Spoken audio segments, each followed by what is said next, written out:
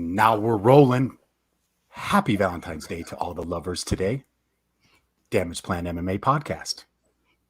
Welcome. I don't like it. I didn't like that either, but I had to throw it in there. Happy Valentine's Day. What'd you get your wife for Valentine's Day? Whoa! Why'd you put me on the spot like that? I'm just, Whoa! You didn't get her anything. You didn't get her anything yet, did you? And neither did you. You went this morning. Yeah. You got me to call you out. Jack Go ahead. She knows I went this morning. Hey, I got it. Hey, you ready for this? You ready for this? What? Valentine's is stupid. Don't tell my wife that. I will. It's her favorite. Stupid. Dude, Christmas was 7 weeks ago. I know. 7 weeks ago. You buy your loved ones crap 7 weeks ago for Christmas, and then you need a holiday 7 days later to tell them how much you love them. Get out of here. Hey, man, I'm not disagreeing with you, but it's her favorite holiday, so I got to run with it, dog. Hey, Sheree. Got to run with it. Valentine's Day is stupid, and Aaron Rodgers sucks. How about that? Dude, how about Matt Stafford getting the ring yesterday? Yeah.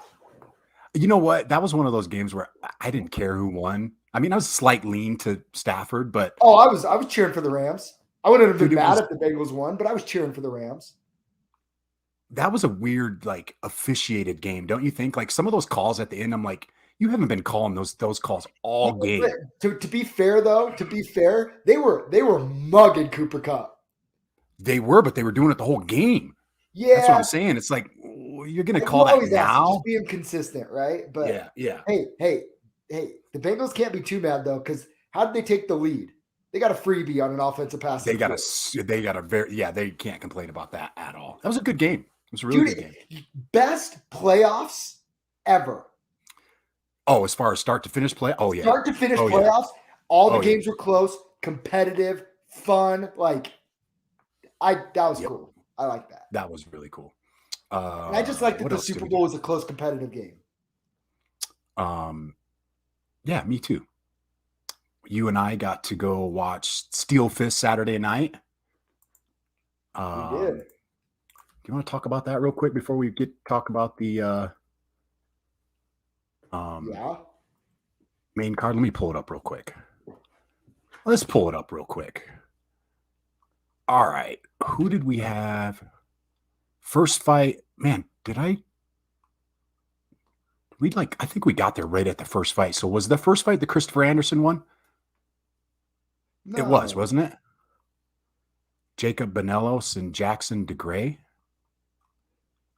I don't think this Tapology say. It says Jacob Benalis and Jackson DeGray, but I don't recall that being. Yeah, that was the first fight. I missed most of that one, so the next one was Christopher Anderson and that Daniel Bonner. We got there right as they were touching gloves. Yeah, I wasn't really paying attention. I should say this. I wasn't really paying attention because we had just gotten there. Yeah, that was a bummer. Christopher Anderson. We all thought he got knocked out, and then I saw in the replay, I was like, oh, it was a headbutt. So that got a no contest, right? Yeah, good. Yeah, that was good. Gage Street and John Smith, those guys were throwing down. That was a fun fight. That was a fun fight. Brendan Ferreira, who we had on the podcast, and Graydon Warren. It's funny. We didn't know much about Graydon Warren. And Brendan had mentioned on the podcast, he's like, yeah, I think the guy trains in his garage. And when I saw that kid in the cage after he took off his shirt, I'm like, this kid doesn't train in his garage, dog. He's got on USA Wrestling shorts. Okay. Jackson DeGray defeated Jacob Benos by a guillotine choke in the first round. Okay. All right. I guess I could have got on. I remember that now. Remember, the dude got rocked. He got dropped and rocked, and then they went back and forth. That's right. They traded because the one guy was winning, right? Yep. Yeah, I remember. Let me pull up Dutch's Facebook page because he's got all the results. Yeah, that's what I have right now. That one was a no contest. My bad, Dutch. John Smith defeated Gage Street via split decision. I'm not gonna lie. I actually thought Gage would have gotten the nod there. I really did too. You need to call your internet subscriber and tell them when they came and touched your internet, they screwed it up. Is it really that bad? It lagged. Damn it. I don't understand why, because we've never had a problem with it before. No, we haven't. It's always been me. Now it's you. It's literally right when we updated our internet stuff too. And it keeps going in and out. Yeah, Grady Warren caught Brendan in a guillotine. I like Brendan a lot. We had a nice chat after. I think here's the thing, and I try and remind young fighters: what's your goal? Yeah. What's your goal? Do you want to make a career out of this, or are you doing this for fun? Because if you're doing it for fun, like me, it's like I feel like, I mean, losing is never fun.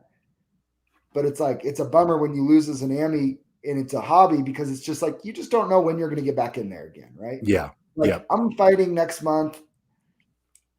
Like, after that, it's like, I don't even know when I'm going to be able to fight again. Like, this isn't my career. I have my 4th kid on the way. Like, yeah. You know, like it means a lot. But if it's your job and you're going to make it your career, it's just, it's another day in the office. It was a rough day in the office. Like, get back to it and get at it. And I talked about it. I shared it with 2 guys that lost that on that one, 2 amateurs that lost. But it's like, if this is your career and this is what you want to do, it's okay, because it's all learning and it's just experience. And then when you go pro, you're 0-0 again, but you banked all that experience. I mean, Brendan's going to be fine. Like, he's going to be fine. He's young. What's he, only 19? Yeah, he's still 18. He's still an 18-year-old kid. Come on. Like, he showed a ton of heart in the first fight. It's like, cool. Now we know where, if somebody's a really strong wrestler and grappler, there's some work to be done there. All good. Which Grady showed he had some skills. Yeah, he was good. Next up, we had Willie Dean and Malachi Novoselov. That was a great back and forth fight. William Dean gets the unanimous decision win. Good fight. Malachi was the other person I had the conversation with. Exactly. Yeah. Talked to him a little bit, but phenomenal experience. Willie Vanilli Dean looked phenomenal. He looked really good. Did I hear rumors that he might actually be moving up too in weight? It's possible. I think his coaches would like him to be active, a little more active, but he can't keep cutting to 155 actively and just dieting 365 for it. Yeah, he's a pretty big 155er too. Yeah. So good fight for him. Both studs. Congratulations to Dean. Next up, we had Christian Reyes against Eric Walk. Those guys came out throwing bombs. They were throwing bombs when they came out. And Christian dislocated his shoulder. He was throwing so well. Oh, did he? I didn't see that. Yeah, he was hurting after. It's because his shoulder was dislocated from throwing that way.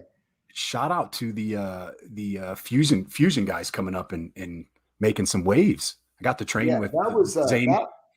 That fight was wild. It was wild. That kid's got a lot of potential too. And I've heard a lot of good stuff about him. I was talking with Zane Darlington on Saturday. He came into our jiu-jitsu class and got to roll with those guys a little bit. That was fun. Good times. Very good. Christian, very, very good. Next up, we had our boy Kung Fu Panda Mark Gonzalez and Jared George. I'm going to be honest, man. I didn't think Jared was coming out for that second round after he got his nose broke. And that guy's got heart, man. He's got some heart. He's tough. Very tough kid. Super proud of both of them. I think that was a good I don't know Jared. Obviously tough kid. Like, we've seen him go the distance now with Kendrick and Mark. Two tough guys. So I mean, no question, Jared's a very durable guy. For Mark, I think that was a really good fight for Mark. I think he needed that. I think he needed to learn how to fight when he was tired, maybe. Yeah. It's really hard when you think that the finish is coming or is there, and then you don't get it. You see a lot of people kind of lose the momentum from that. Mark didn't lose the momentum. He stayed composed. He kept executing. Like, he's grown a lot, and just really super happy for him and proud of him that, a lot of hard work pays off. We had him on the podcast. We talked, his last one was in 7 seconds. It's like, he works really hard, and it shows. For a heavyweight to be able to go 3 rounds like they did. Yeah. Pretty good. And that takedown in the 3rd round was phenomenal. Yeah. That head kick was phenomenal. Yeah. He landed a big head kick. I cannot believe Jared George stayed up after that. That flatlined 99% of the people. Kid's tough, man. Kid stuff. Next up, probably my fight of the night, Hiram Lebaron and Dave Maggio. Those two were going at it, man. It seemed like Lebaron had the edge on the feet a little bit, especially at range. But once Dave got inside in his wrestling, I think that was the difference in that fight, his wrestling. And the spinneroonie. Mark, hell yes. Yes. We called it, baby. We called it. Did you see? I didn't even realize Booker T was one of the media guys at UFC. Yeah. Can you dig it? Can you dig it? I love it. You know what that's from, right? Sucker. Can you dig it? You know where that's from, right? I do. The Warriors. Yeah. You watch that movie? Are you too young for that? Oh, I get it. It's a cool dog. Good win for Dave Maggio, man. That kid's a stud. I like that kid. And he said he's going back up to 145 to defend his featherweight belt. A lot of talent, a lot of experience. He's going to be tough to beat. I think he's one. I mean, I don't want to speak for anybody, but the questions are going to start coming out, and the questions got to be, when's he go pro? Right? That was his 12th amateur fight. I believe he's 8-4 as an amateur now, right? He did have he did take a little bit of time off, and I know, but 12 amateur fights, that's a lot of amateur fights. Like, if I remember though, didn't he say he was doing like 1 or 2 more and then he was going to go up? I don't remember that, but yeah, I'm just saying that question's got to be, he's got to be close. He's close. Yeah. He's got all the tools. Props to Eric Munoz, big win against Sepua. I think people were kind of counting Eric out because of his last few fights, but he came in there, showed his wrestling, and great performance from Eric. A lot of toughness, took a lot of leg kicks. Seppi was landing a lot. You know, you have to give all the credit in the world for Eric. One, Sepp missed weight by quite a bit, and Eric still took the fight and the money. Not trying to call it out, but you know, Sepp took the purse and kept the fight. When I don't think a lot of people would have agreed to that. And Eric just subscribes. He's very old school and just fight anybody, anywhere, anytime. I think sometimes to his detriment, but it paid off. He showed his toughness, and he didn't really have an answer for those leg kicks, but Sepp didn't really have an answer for Eric's wrestling. Yeah, his wrestling was once again the difference. That was, good for Eric. He good win. I'm happy for him that he got a win. Next up, co-main event was for the SteelFist Fight Night Middleweight Championship. We had our boy Trent Miller against Graham Mcmillan. That was a good fight too. That was a good bet. Trent seemed to be cruising his way to an easy victory, and then Graham started landed some of those big leg kicks and looked like Trent was hurting a little bit, but he fought through the adversity and Trent won round 1. Yep. I thought he won round 2, but I could definitely see Graham winning it with the way Trent was reacting to those leg kicks, because it was like a dead leg. We talked to Trent after, and he was like, nothing was hurt. He just got kicked wrong, and it was like gave him a dead leg, like his muscle wasn't flexed when it landed or whatever. And dude, that sucks. And Graham did a good job keep recognizing it and trying to keep going after it, right? Yep. But by the third round, Roman, great corner advice, said, hey man, catch one of those legs and take him down. And when he did, Trent was very good on the ground and caused a lot of damage, and then eventually got the shoulder choke. He's a kid that we've watched fight a few times now, and he showed some improvements in his hands. He was fast. Combinations. Good long combos, not great combinations. Yep. He's another one. He's got to be close to go pro, I think. Yeah. I mean, I know he's in really good hands with where he's at. Same as Dave Maggio, Jeremy Horn's gym, Trent down at Extreme Couture with Roman. Like, they're in very good hands. They don't need me to give my input. I'm just saying, like, those are two guys that it's like, I think that they're close. Their skills to me look like they're close to graduating from amateur. Yeah. And then fight of the night, Ben Moa, Tony Lopez. Tony Lopez gets a big head kick knockout. Tony Lopez stepping in on short notice, a ton of experience. I don't think anybody in the building anticipated that happening. One person did. Who was that? Roman.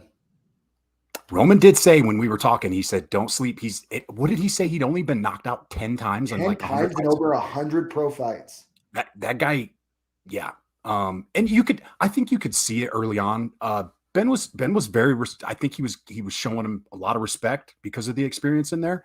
Yeah. And you had made a comment in the first round when he threw one of those leg kicks at the end. He's like, I don't like that. That's a little too close for comfort for me. He threw a head kick that just missed, and I said, and I And did you not told like me, that. you said, I don't like that. That was too close for comfort on that one. And he ended up throwing that same kick around later, the next round. Yeah, into the next round. He's throwing a lot low to set up to go up high, and he found a home. And I think a lot of fighters, and like Tony's an old school guy, and he's more of like a gem than we probably realize. But it's like, dude, he drives himself, shows up with him and his 2 kids, no corner, no nothing, just let's do this. And the hometown guy, Ben, it seemed like the whole crowd was there for Ben specifically, and yeah. It's for him. It's kind of probably fun to be the guy that comes into trial to spoil the hometown, thing. And from what I understand, he was a very gracious winner after, good for him. I'm close with Ben. So that was kind of, it was kind of sickening for me. That's hard. It's hard.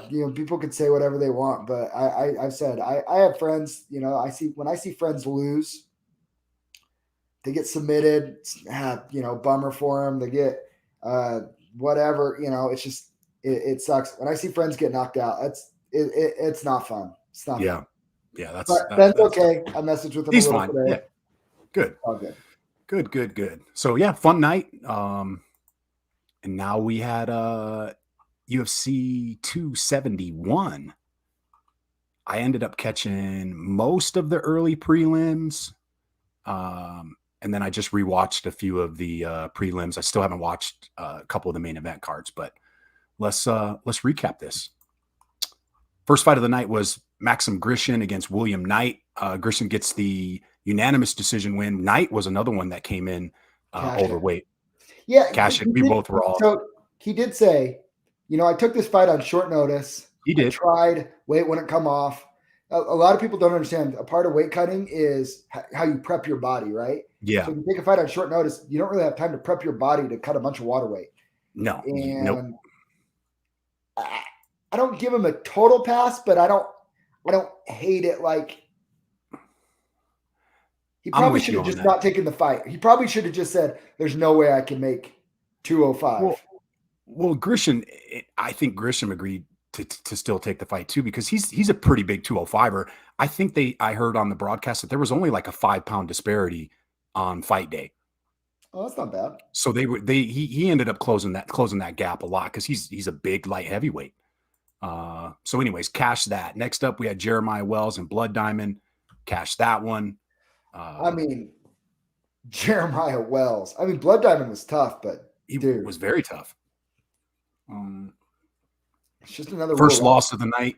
D'Andrade against Morozov. That was a really fun fight too, because Morozov looked like he was cruising on his way to a victory, and Andrade said, "Nah, ain't happening, dog. Ain't happening." It's a good fight. It's a great fight. Jacob Malkoun, AJ Dobson, another one. We're 2-2. So we were dead wrong on that one. Well, I'm gonna preview this. This was my big loss. By the way, been very good picking fights this year, 2022. Very, very good. You've been on it this year. Very, very profitable. Cash on DraftKings this weekend too. But I believe that AJ Dobson is still the better prospect. He's got a ton of potential. But he's got to work on his cardio. The way he stopped the takedowns in round 1 was very impressive. He doesn't get tired and his cardio's there. He wins that fight. Plain and simple. Yep. His cardio failed him. He failed in his preparation to be ready for that. Everybody, after Malkoun won his last fight, everybody knows now he's just going to try and wrestle you. Yeah. Wrestle you. And I feel like they're giving him matchups that are fair, but they're giving him strikers that, once he gets in on them, it's like I know Phil Haas knocked him out super quick, but I wonder what happens when he faces a more complete fighter or somebody with a wrestling background themselves. Yeah. I'm very interested to see how Malkoun does. Where Dobson, if you give him other prospects that are mainly strikers, I think he shines. Well, if he works on his cardio. If he works on his cardio. Grappling cardio is different than striking cardio too. Oh, Gotta do it all. oh yeah. Oh, Gotta yeah. do it all. Next up, we had Ronnie Lawrence against Mana Martinez. I think we're Great both on fight. Lawrence on Fight that. of the night. Great fight. Fight of the night for sure. Ronnie Lawrence wins unanimous decision. Next up, we had Carlos Ullberg against Fabio Charront. Ullberg, he cruised to, and he made some changes from his last fight. You know, he was the one that gassed in his last fight. He's so much more patient. So much more patient. Didn't try to force a knockout. Cruised. Fabio just couldn't deal with his length and the size difference. Yep. He's big. Ullberg's big. Ullberg's you know who huge. I'd like to see Ullberg fight is who's the Brazilian guy that fought last week? Almeida? Oh, stop. Dude, Almeida why not? destroys The him. records are the same. They're similar. Almeida kills him. That was wrong, wasn't it? Almeida killed him. All right. Next up, Kyler Phillips and Marcelo Rojo. Phillips with the triangle armbar in the third round. That was a fun fight too. I actually did early enough for the under. Got us the under by 42 seconds. Squeezed in. Kyler Phillips, my dog. Casey Phillips wins a split decision against Roxanne Modafferi. I think one of the biggest. Casey O'Neill wins split decision with Roxanne Modafferi. O'Neill, Roxanne got a little Vegas love there with that split decision because I don't think that fight was a split decision. Did you watch it? Yeah. Yeah, I didn't either. She pissed off the Vegas crowd there too with her little post-fight interview. Who? O'Neill. Oh yeah, dude. I'll be the effing bad guy. Yeah, she'll be the bad guy. She didn't care.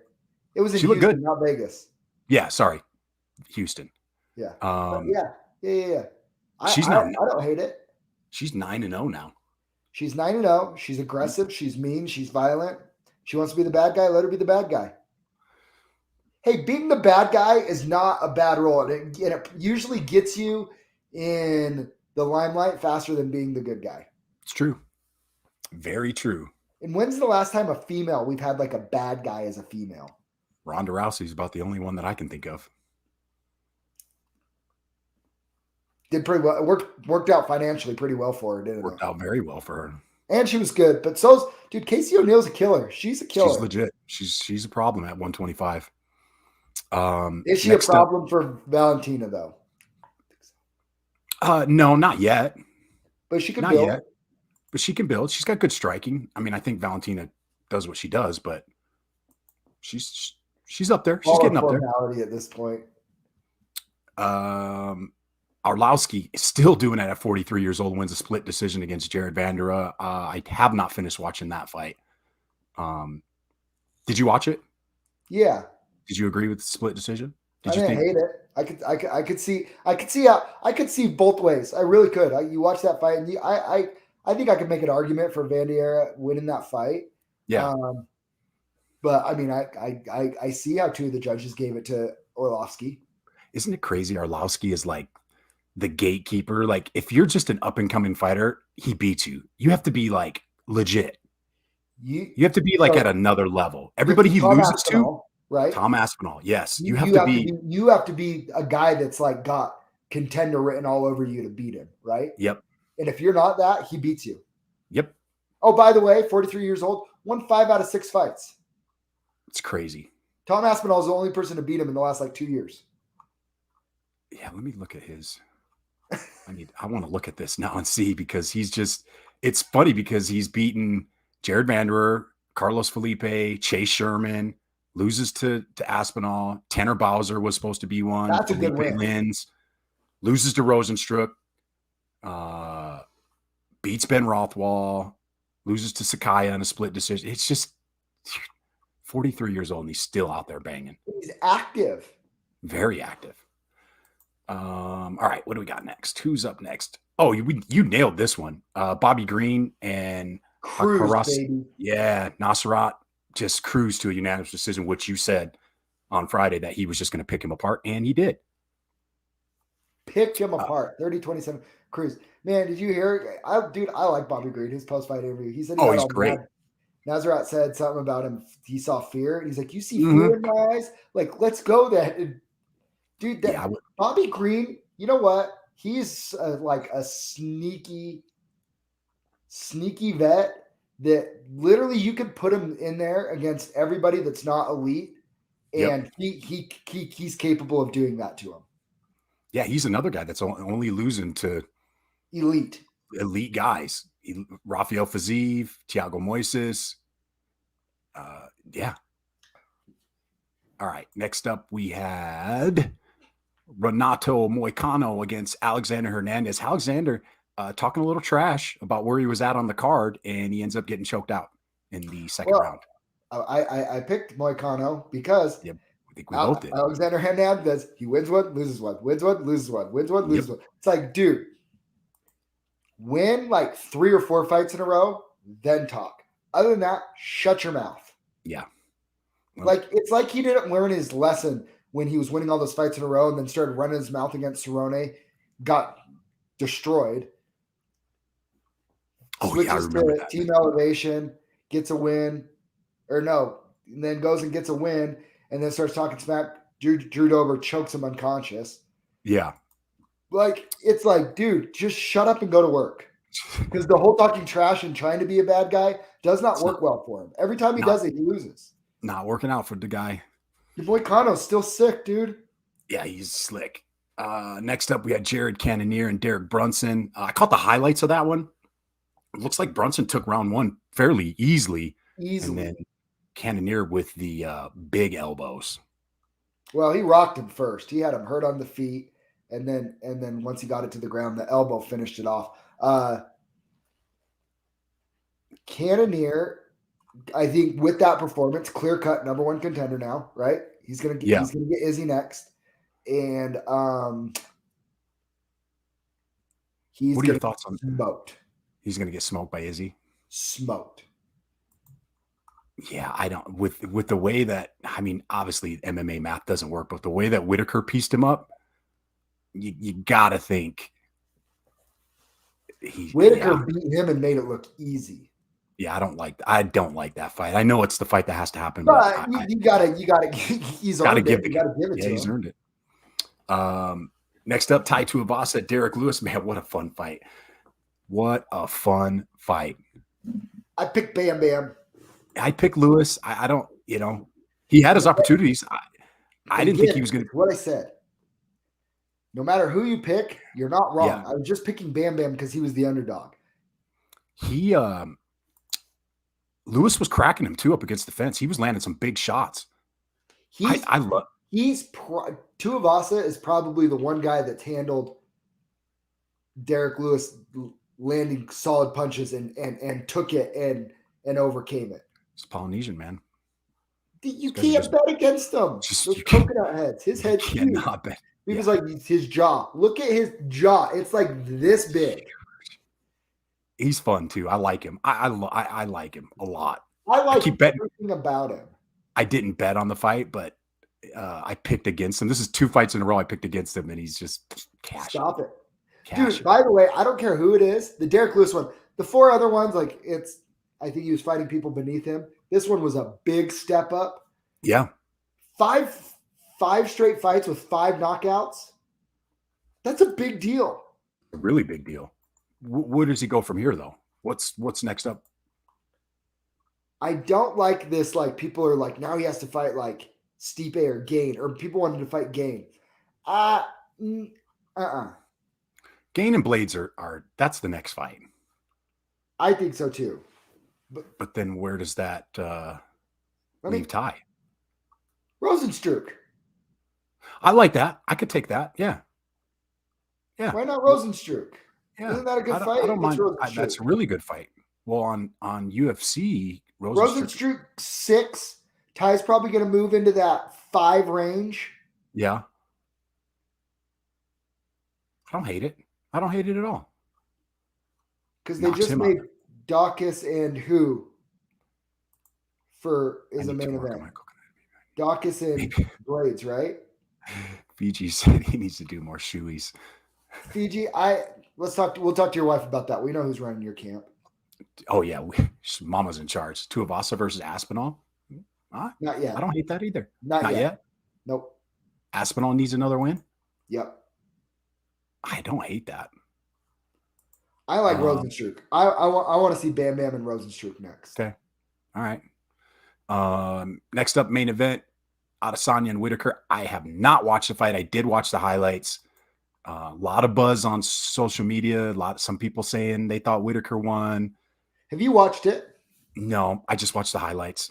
So I sent you a video. I found a video on YouTube of somebody from in the stands that recorded it that was very high quality. Their account's getting banned. Oh, for sure. But I watched the fight. Yeah, I watched the whole fight. It was very clear and it was good quality. And what was most importantly, why I was interested in watching it that way, there was no commentary. So taking the bias out of it, because I've heard the commentary was a little biased. So one, we heard it, and I just said, "Man, did Whittaker really win, or is it because people just don't really like Izzy?" You know what I mean? And so I just sat down, watched the fight, no volume. I just watched the fight, and I scored it. You ready? What'd you have? 49-46 for Adesanya. Yeah. Like, I didn't really even think it was that close. Fiji thinks Whittaker won. I know Kale Shonen thought Whittaker won. Anthony Smith thought Whittaker won. Apparently, that's the third round was the difference. Izzy wins the first two.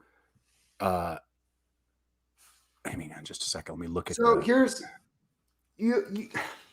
I want to know the credential or the criteria that people are saying that they thought Whittaker won. Because here's the thing: Whittaker got 4 takedowns, right? Yeah. All 4 takedowns. Izzy gets up fairly quickly. A couple times he took his back. Only one time did Whittaker even potentially get close to maybe sinking in a choke. Like, kinda. Like, not really though. Whittaker. Yeah. Here's the thing. If Whittaker could have taken him down and held him down longer and secured the position longer and sucked up like minutes of the round, he would have run those rounds. Yeah. But just taking him down and then Izzy's back up in under a minute and they're back to striking, that doesn't win you the round. If Whittaker wins the 1 minute on the ground, but Izzy's winning the 4 minutes on the feet, Izzy wins that round. So looking at the judges' scorecards, it's weird because Mike Beltran gave Izzy 3, 4, and 5. What? He gave 3, 4, and 5. He gave Whittaker 2, but then Crosby and Montalvo gave the first 3 to Izzy and the last 2 to Whittaker. I thought that the round. From what I'm hearing, that's the way it went. I thought the round that Whittaker won was 5. I mean, this is just obviously I watched the highlights and I through the grapevine. Everybody that I'm hearing 4 and 5 went to Whittaker is what they're thinking. It was 3 that was the deciding. I get what they're saying. Oh my! Did he do enough to take the belt? No. Okay, so that's another, and I get where Cherie's coming from on that, but it's that's the whole you have to beat the champ. I don't subscribe to that line of thinking. Like, yeah, I'm with you on that too. Once the fight is up, the championship it's up for grabs, and there shouldn't have to be it shouldn't matter. I hope it shouldn't matter if Whittaker was the champ going in or Israel is the champ going in. It should just be judged how it's judged, right? Round by round, right? Round by round. Like, it shouldn't matter. Whittaker, if Whittaker would have secured positions longer, just secured them longer and took up minutes of rounds instead of seconds of rounds, he could have won some of more of those rounds, but he didn't. Yeah. Maybe they do, Cherie. Maybe they do. If they do, that's wrong, but they might. Is Izzy the most disliked champion in the UFC?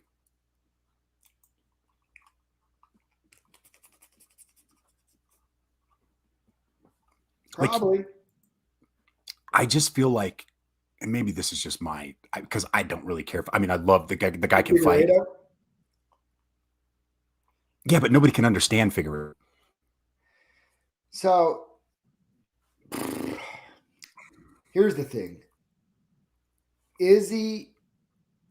Oh no, Aljamain Sterling is good point. Very good point.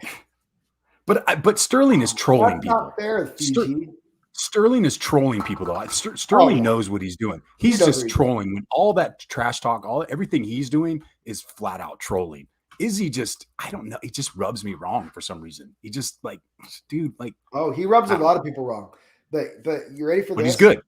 He's good. Yeah, this is. He's efficient.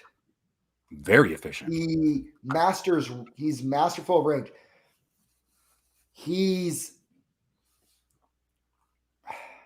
I believe that Izzy is this. He's an enigma. There's nobody else like him, and there probably will never be again. And I promised myself one thing, if you remember this. I didn't appreciate Khabib enough when he was here. Yeah. And I made a promise to myself, if I am witnessing greatness, I'm not going to hate on them just because I don't like their style or whatever. You appreciate their greatness. Yep. I don't love Izzy. He's not my favorite. He's great. He is great. You can't deny that. He's I don't think we'd be friends. Knock him out, Fiji. Drop down to middleweight. I just don't think that people appreciate enough how good Izzy is at what he does. Yeah. He's basically cleared out that whole division. Everybody agrees that Robert Whittaker's great. Well, he's pretty much controlled and knocked him out and then controlled the pace of the fight for 5 rounds. If you want to beat Izzy, you have to control the pace for 5 rounds. Is there anybody that's going to give him a challenge at middleweight? Well, there's 2 people that come to mind for me. Okay. One, I think Sean Strickland actually stylistically causes him some issues. The way you got me eating. I think Sean Strickland. And I say that because the hardest fight we've seen Izzy have as a champion was Kelvin Gastelum. That fight was 2-2 going in the 5th round. And Izzy won the 5th round, and that was a great fight. If you don't remember it, go back and watch it. That you might be more of a fan of Izzy if you watch that fight because both of them fought incredible fights in that fight. But Kelvin, just heavy pressure, boxing, straight punches, just did a really good job. He does the basics really well, nothing flashy. Yeah. That's what Sean Strickland does. The problem is with Izzy is Strickland is so basic. Basics win, but sometimes high level can make basics look like not enough too. I could see Izzy also knocking him out. But I could if the knockout doesn't come, Strickland could cause issues for him. The other one too, I don't know if he gets to Izzy, but he can. Alex Pereira is a terrifying matchup for Izzy. That would be right. He's just the only person that can probably match him or have an edge on the feet. And then there's always the wild card. I think Chimaev beats Izzy. I really do. Yeah. I think Chimaev beats Izzy.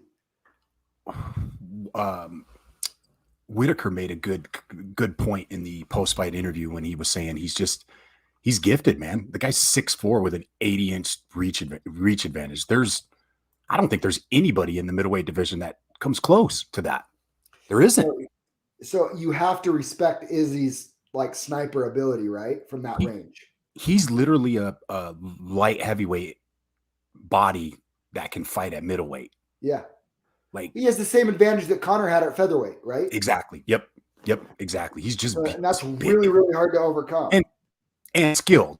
too. Like, I'm not taking away from him. Like, he's got the size, but he's also got the skill to match that size. And he's a difficult puzzle to solve for some of these guys.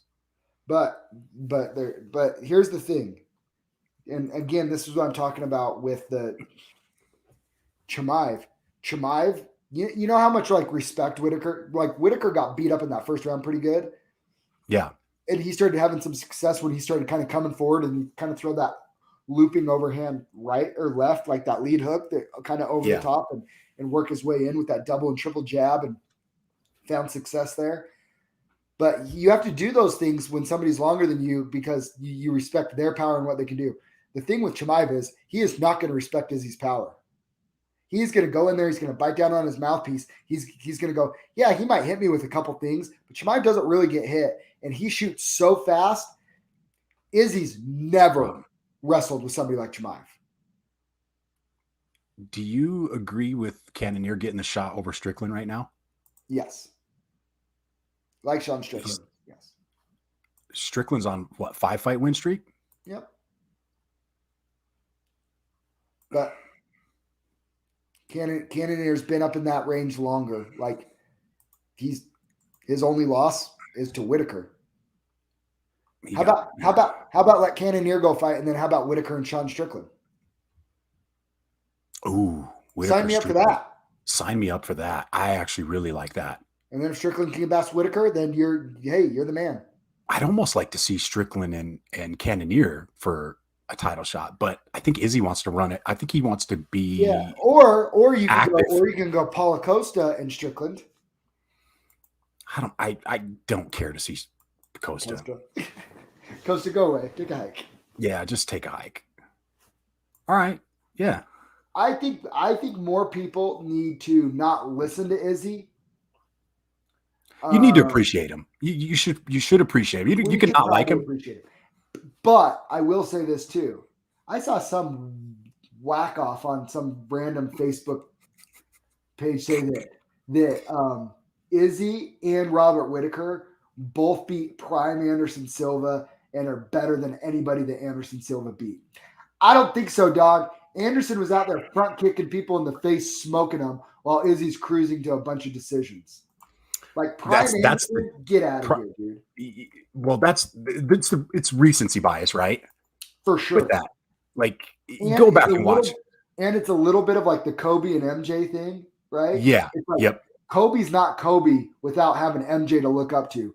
Izzy's not Izzy without learning from and watching Anderson growing up.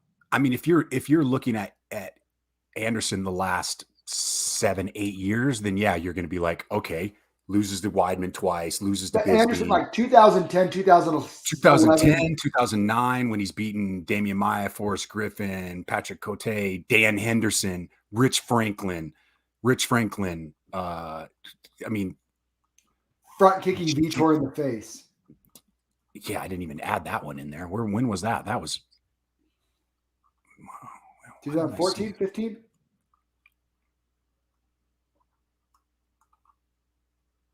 I don't even see that one on here for some reason. Anyways, doesn't matter. Anyways,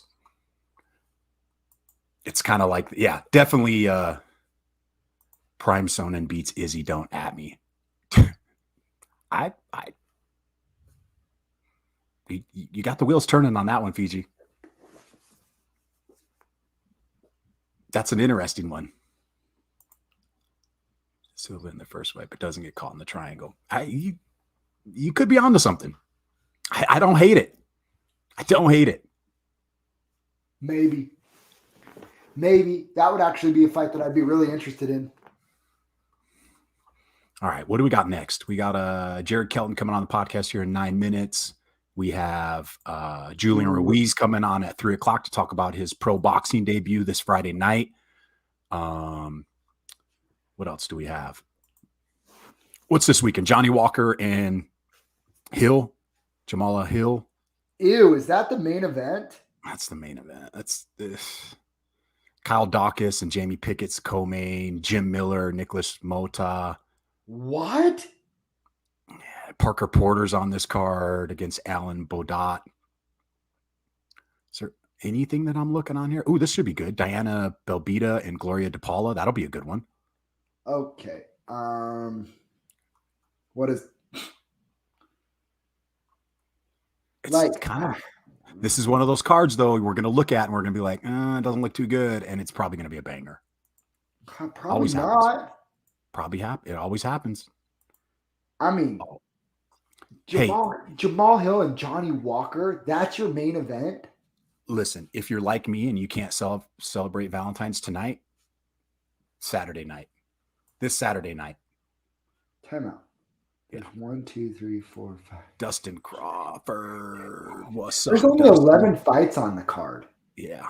Happy 2-year podcast anniversary, you two. Thank you to my lovely wife.